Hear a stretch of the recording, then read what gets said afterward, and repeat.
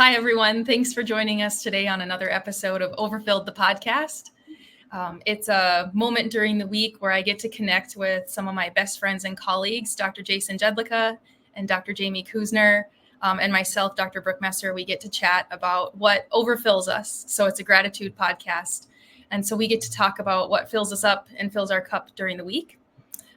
So we're going to jump right into it today, and we're going to start off with what was the best part of our last week or two, because it's been about 2 weeks since we've connected.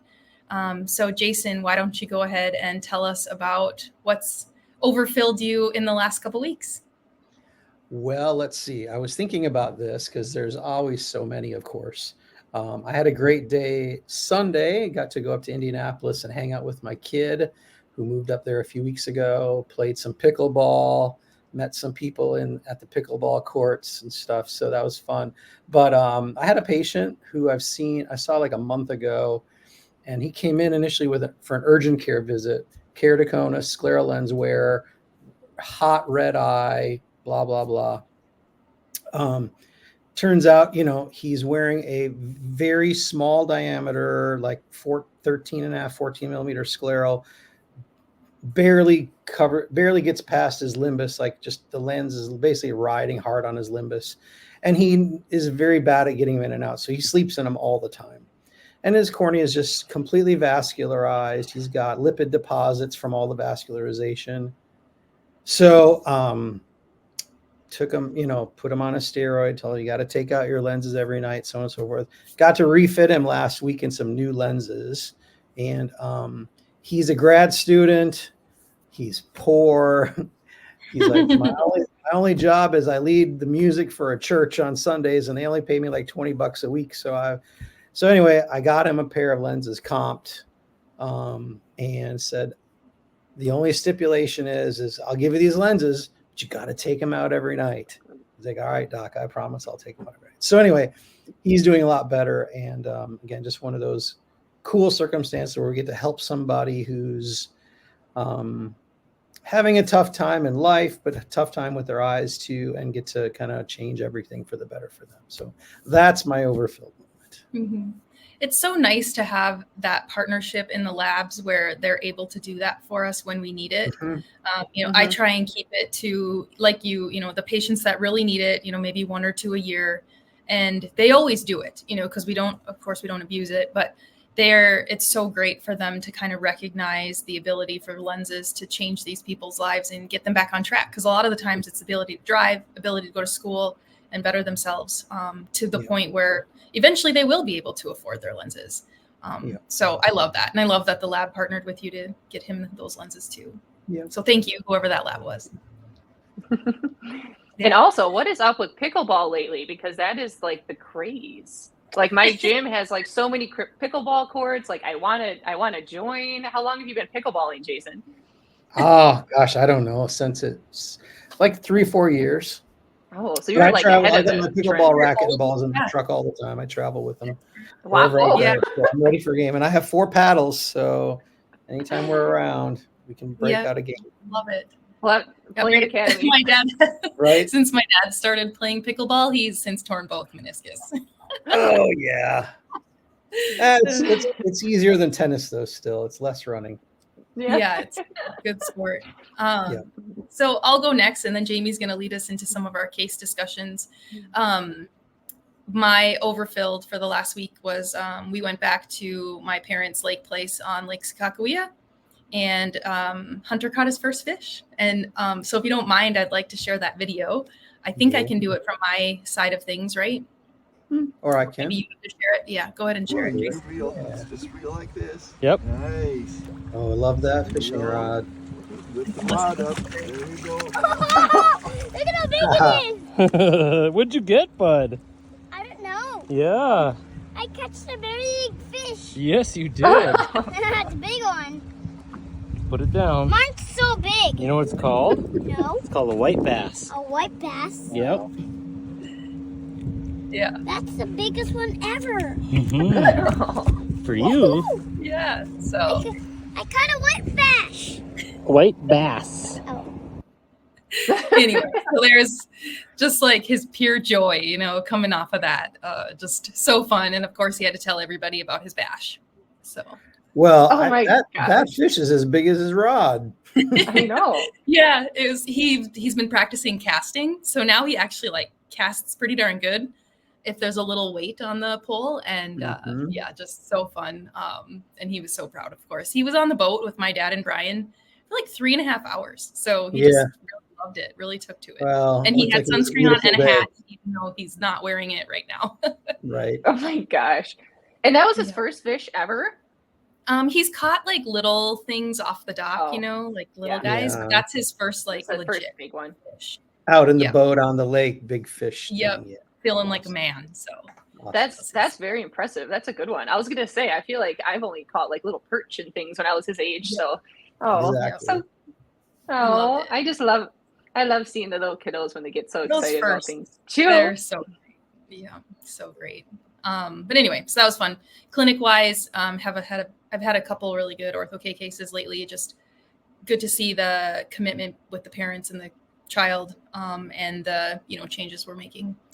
But Jamie, why don't you take us into the clinic side of what fills our cup and share us your case? For sure. So I have a really interesting case that I wanted to share with you. I don't know. Do you want to show the case first and then the Sure. video? Yeah. Let's do the case first. So I had a patient come in, 81 years old, keratoconus with a graft that was pretty irregular. And she had told me that years ago, they had actually done LASIK on that graft as well. She said that she had her graft and then a surgeon had talked her into getting LASIK on the graft because then she wouldn't have to wear her contacts anymore, apparently. Clearly, it did not work out well. If you could tell by the topography. So she was sent to me by one of our colleagues that has since retired, Mike Lipson. So shout out to Mike, that he saw her years ago before he retired. And she just has not worn lenses since he, retired. There's been multiple times that she was trying to be fit and it just wasn't working out. So she drove here, or I should say her husband drove her here. It took him like an hour and a half to get here. So I was really happy that I had my eaglet because this was one of those cases where it's tricky, but you don't want to have a lot of remakes or follow-ups because it's a lot for these older patients to come back into your practice, right? So I just have the left eye on here because that was the more interesting eye. So for those of you listening, I'll kind of demonstrate what we're looking at with the eaglet. The main thing that I could see is that she had a ton of astigmatism on that graft, over 10 diopters. And her difference, so what I looked at was how much of that toricity, the first thing I always do, because I do so much Zen lens and bioelevation, is looking at how much of that toricity of the eye and the elevation is actually in where her vaulting chamber of her scleral should be. And there was like over 500 microns of toricity right over where that vaulting chamber of her scleral should be, okay? So she came in, she brought records, a whole binder, about 100 pages. I'm not exaggerating. And most recently, she was wearing just a spherical scleral lens. And that was helping her some, but she couldn't wear it. It wasn't very comfortable. So yeah, she had a ton of elevation difference. So if you go to the next slide, it was really helpful that I had this eaglet data because then I could just grab a close enough diagnostic lens. So I chose a 450 micron bioelevation diagnostic lens. It was a little overvolted, but that was as close as I could get. If you look at the picture on the left, like that lens actually centered really well. It does. Looks like a really, I know, like a great circular fluorescein pattern. It was great. So all I really had to do was drop the overall sagittal depth to what we needed. And I actually kept it at 450. The eaglet data, it showed like 520 microns. The scan was not the best, but that was the best scan I could get out of 5. It's harder with some of these elderly patients to get really great scans. But that's why it's nice to have your diagnostic skills and your profilometry, and they work together, right? So since I had this diagnostic lens on, I could put one lens on. I looked at it. I kept the APS the same. I just dropped her overall sagittal depth, and it was great. So she came in. She was not wearing lenses. She had not worn lenses for years. So she was count fingers in this eye. and she got down to 20/40. So she was ecstatic. So the day I dispensed it, she's like, I love it. I don't want to come back. Okay, well, we still need to do a follow-up. Her husband was like, I'm not driving you again. So she did. She did come back for a follow-up, and she was super happy. I mean, if we were to look at that lens, I might want to nitpick the APS on it. I might want to nitpick a couple things, but she's happy. You know, she could see at some point the pursuit of perfection, right, Jason? It's just like, it's healthy, it's good, they're happy, they can wear it. I'm not going to make someone drive 3-4 hours round trip to make a tiny little change in the APS. So she was super happy. So, and this was great that we could fit her with these new technology lenses that just they didn't exist years ago for her. So she's never had a lens that could fit like this because they weren't available. So she was so excited.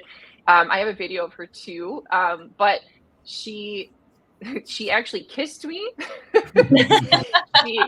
she hugged me, and she was just the coolest lady. And I was happy that she made the trip out to see me, and that was yesterday. So it was just started my day out like really on a positive note that, wow, this is truly life-changing. Even if someone's in their 80s, their life is not over, you know. So I'll show the video too, but what do you want to comment on the cases or the pictures? Well, I was going to say she had keratoconus, so she probably wore hard lenses for years, corneal GPs. And the beauty is a lot of our old corneal GP wearers are far more tolerant of their sclerals not being perfect. And so you look at that APS, and I'm with you. It's like, yeah, if this person were complaining, I'd look at it. But man, if she's happy, I'm happy. I wouldn't mess with that at all either. You know, over time, she comes back in 6 months or a year and you see issues. Yeah, of course. But you don't have to get it perfect, especially if the patient's ecstatic. Leave them go. And again, God bless those corneal GP wearers, historical wearers, because they will tolerate so much more with their sclerals. So. Yeah, I agree that. And sometimes when I have a lens like this, I'll tell the patient that like, hey, we can be done whenever you want to be done. Like, and I often say that, you know, the eye is dynamic, the eye changes, and that I could almost tweak something every time I see you. Like, rarely do we have this perfect fit. And, you know, the discussion between you and I is, you know, when do we feel like we're both happy? And so sometimes I'll tell the patient, hey, like, we're still in the warranty period.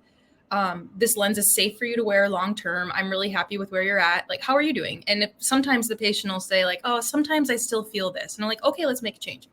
Otherwise, the patient is, you know, they're really happy. Then we just pause and, you know, do a follow-up mid-year or so. Because sometimes we get caught up in our own chase of perfection that we forget that the patient was happy like 3 lenses ago. So that's just a good reminder too, that again, like corneal health trumps all. And then, you know, the patient satisfaction and then our personal satisfaction of the fit. So good job. Shall we play your video? Sure. Yeah. And she was super excited to do a video. She was a little nervous. So I'll have you, I don't know if you have to start it at the beginning. There we go. Today's a very special day, and because I'm able to tell Dr. Jamie that I can see.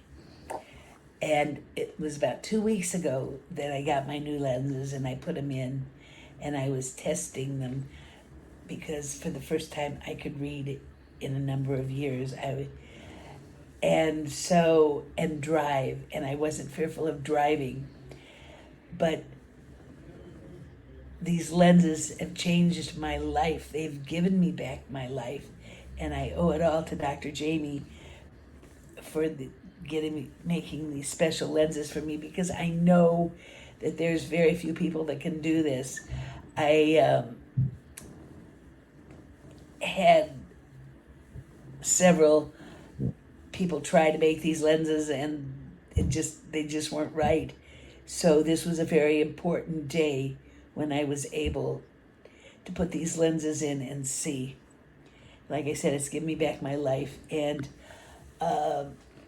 not being able to see is a very scary thing. I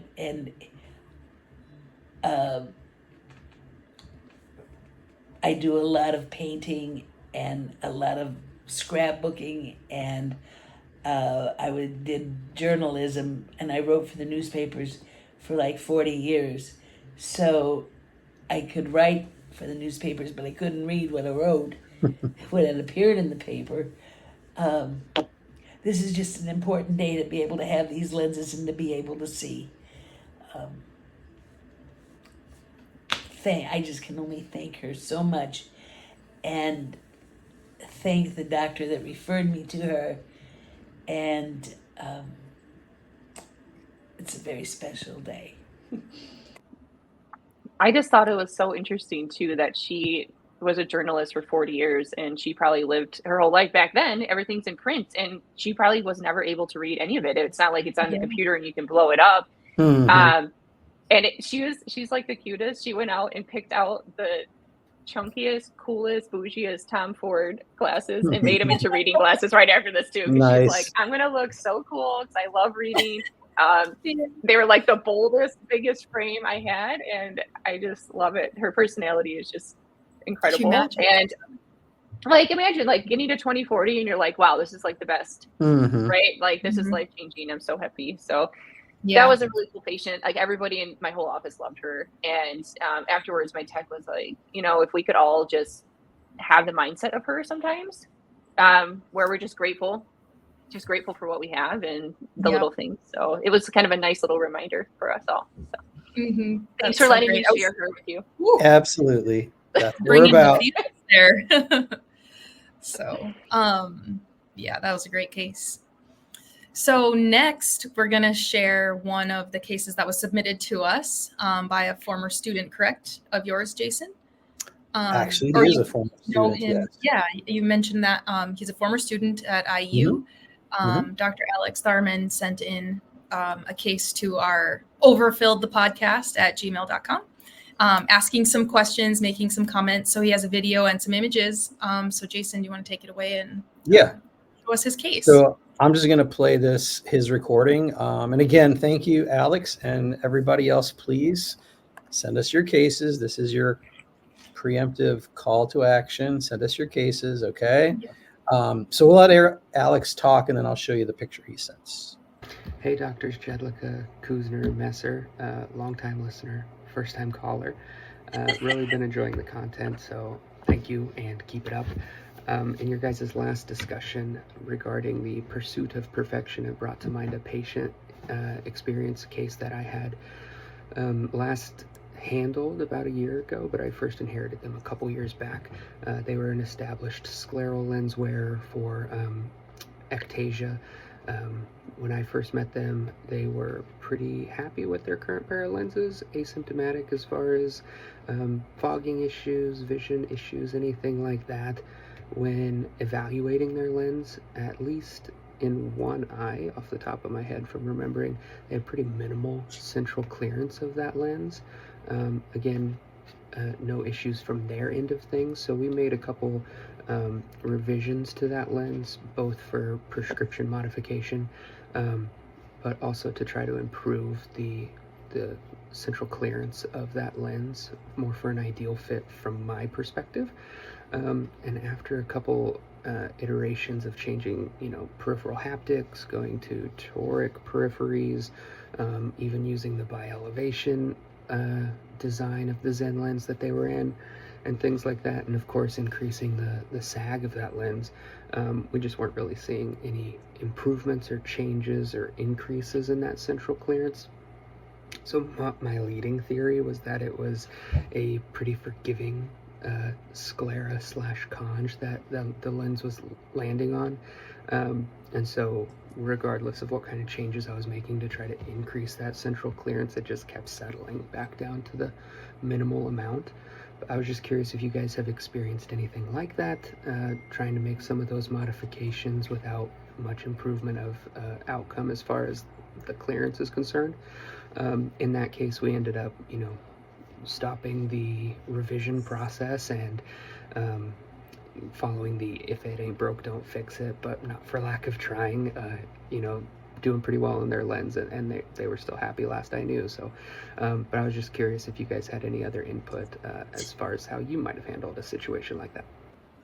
Okay. Well, Alex did send an OCT, and there is our central clearance or lack thereof, I guess. So his problem, of course, was this lens doesn't look like it has much clearance, and he wanted more. So he ordered a lens with a deeper sag, it seems, but it wasn't resulting in more clearance. So I guess why would that be? Or do you guys want to look at this case first? Do you want to note anything about this OCT? Is this the only image we have? This is the only image we have, yes. Okay. So my first thought, especially, I know you teach your students well, but I would like to know how much with each iteration was he changing it? Was it 50 microns? Was it 500 microns? Because when it comes to sagittal depth, with an OCT, you should be able to assess it more accurately, obviously. But that would be one where obviously 50 microns isn't a huge change. Like I'd be making changes on the 300 micron level with an eye like this because we have no sag. So we need to get at least about that much to, make an adequate vault. After settling and everything, of course, less than that. But I would probably have bumped the vault by at least 200 microns. And since he made multiple changes, you would have think that it would have accumulated at least that much. Certainly the theory on a spongy conj is there. Also would be interesting to know what the corneal condition is. Like, is it something that could flex, like a really weak post-refractive cornea that does have some diurnal flux? He said it was keratoconus. Oh, sorry. My bad. Yep. Yeah, what do you think, Jamie or Jason? So kind of similar to you too. And I'm wondering if it was like really heavily bearing and then they, maybe he increased it, but then it settled back down. So it looks like there's still touch. Like, is it less touch than there was? Sometimes it's hard when it's already bearing pretty hard and you jump it up 400 and then it's still bearing, but it's not as heavy. So sometimes you got to make a couple changes. Because he isn't, because he has to relax too. Yeah. So sometimes it's almost like we've orthocade the cornea when it's smushed down, and then you lift it up, and all of a sudden it protrudes out a little bit more because it's not being bared on. So that's my theory behind it. Because if it is Zen lens, it should just be a sagittal depth change. Other lens designs, like sometimes when you change the haptic, it might drop your total sag by like 1 to 200 microns. So if it was a different manufacturer, that's happened to me before, where you flatten the haptic by 50 microns, and all of a sudden it really changes your overall sag. That happens a lot, but since it is Zen lens, that should not be happening. So yeah, my theory is it was probably bearing pretty hard. Once you lifted it, the cornea kind of rebounded and it's still touching, and you just have to lift it up even more. That's my theory. What do you think? We see that a lot from a GP to a scleral more often, especially from that scleral to scleral, but it's that same sort of mechanism.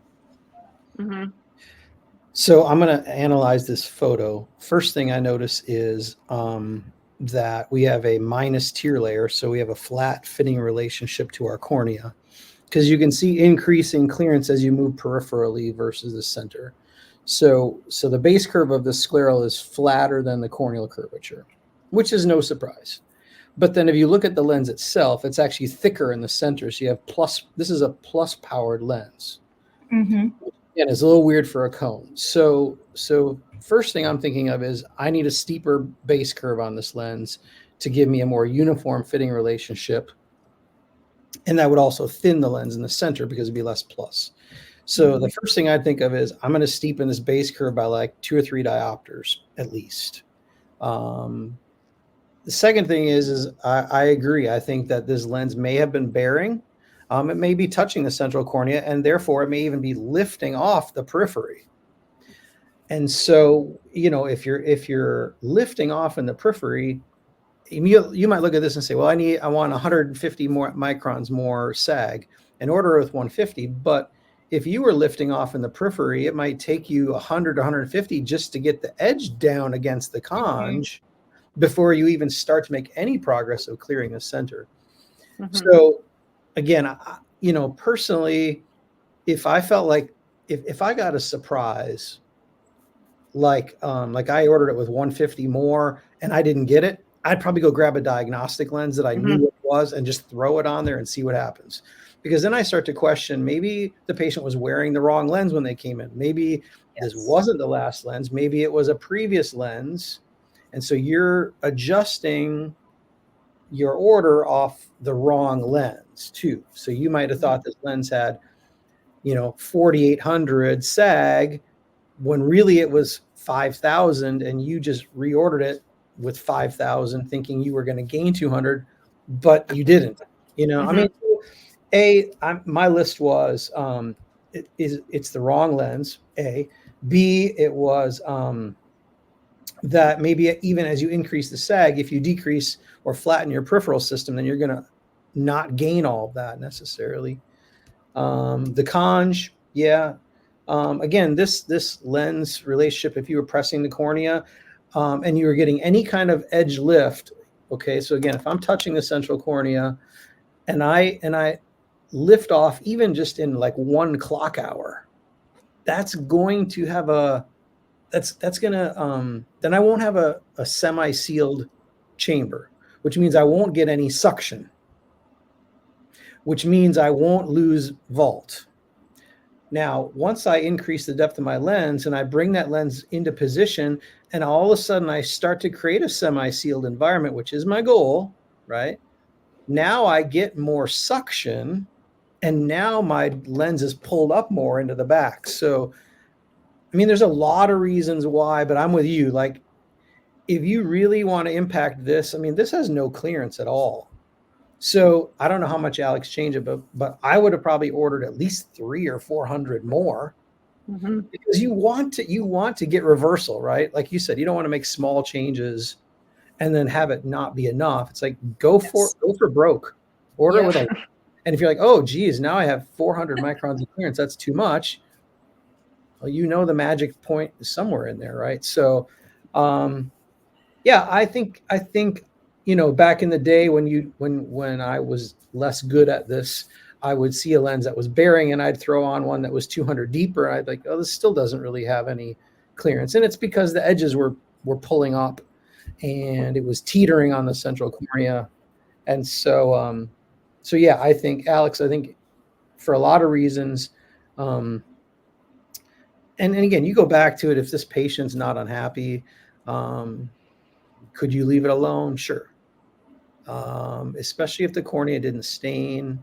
Again, we know that with corneal GPs, part of the reason why you get that central staining from touch is because the lens is moving and the scleral is not moving. If this lens isn't moving, it's less of a tragedy to have it touching the cornea, though it's still not ideal. So I would just really push up the sag noticeably and expect it might take a change of 400 to get 200 of clearance. I wonder if it's the wrong lens too. That's happened to me when it's like you ordered a different lens and then they go, oh, I like that last one, and then you forget that you finalized the prior one, and then the next year comes around and you're pull forward the most recent lens. It's gotten me.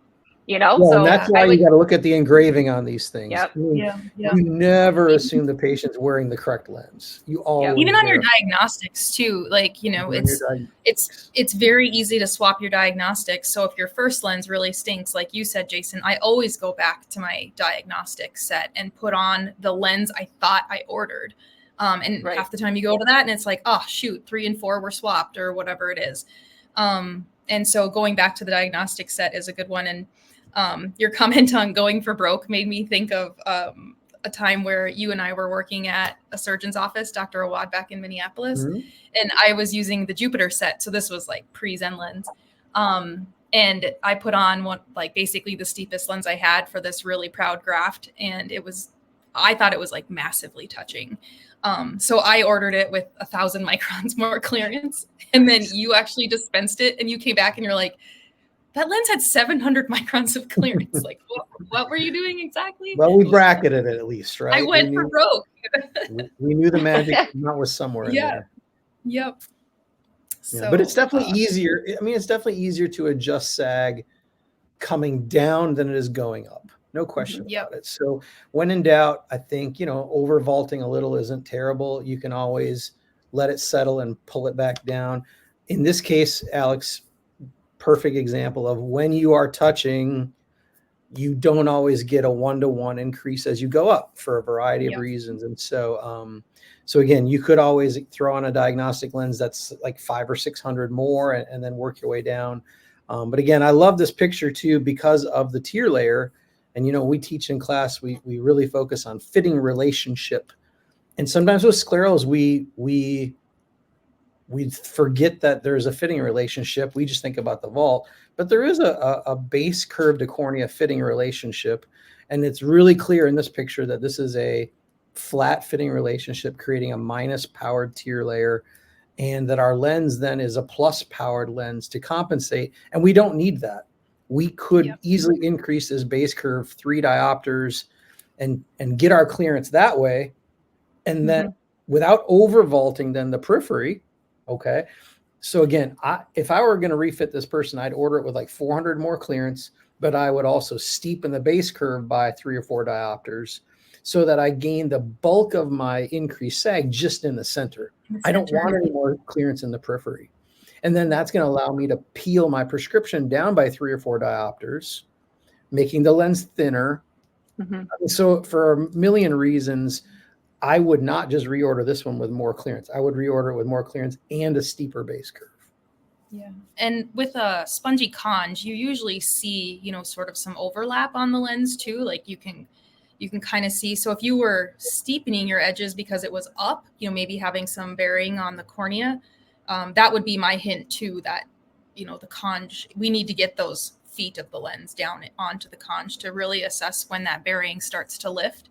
So if you were steepening your edges, we probably just didn't have, again, we weren't off the cornea yet, but, it's kind of interesting off of just one OCT that ended up being a really great conversation on just like how to look at it in a much more broken down way. And I think these are things that we kind of like innately think about that you don't even know that you're thinking about it. But as you fit more and more lenses, but really awesome way to like actually put it into words and really bring the science of scleral lens fitting to the forefront versus just like, well, just get it off the cornea. But there's actually a lot of benefit to getting the shape of the lens the same shape as the cornea, rather than just vaulting period with less, specificity and shape. So that was a really great discussion on that case. And hopefully next time Dr. Tharman gets a nice outcome. So that brings us to our call to action. We already have one case for next week, so we're excited to talk about that one. So please continue to send us your cases. We really enjoy discussing that. And again, maybe even some of you can join us sometime to share your experience. Do you guys have anything to wrap up for the week? Anything looking forward to the weekend? Anybody got big plans? I do. So tomorrow is Olivia's graduation from preschool, the school that she's been in since she was a baby. So nice. That will probably be my Overfilled next week if I have some pictures. Yes. So that's her graduation. And then we're all going camping for the first time also this weekend as a family. So we'll see how that goes. Having two little ones in a tent. So I'm looking forward to that tomorrow. So I'll probably be sharing that next week. I'll share some pictures of Olivia with her graduation. Very good. Very good.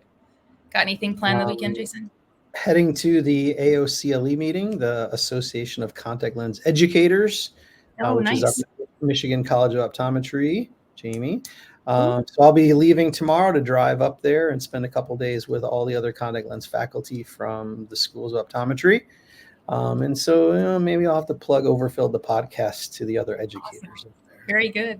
Yeah, I'm connecting with colleagues as well. Vance Thompson Vision has their surgeon retreat here in Fargo. So the surgeons are coming to town and the local optometrists are invited. So the retreat rotates through all the clinics and then we get to join in as well. So I'll get to connect with my ophthalmology colleagues this weekend for parts of their retreat. So looking forward to that.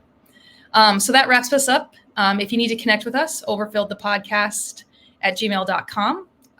You can find us on Instagram, Overfilled _ the podcast on Instagram, and we're also on Facebook. So Please reach out to us with your cases or questions, and looking forward to talking to you all next week. See you See guys. ya. Bye.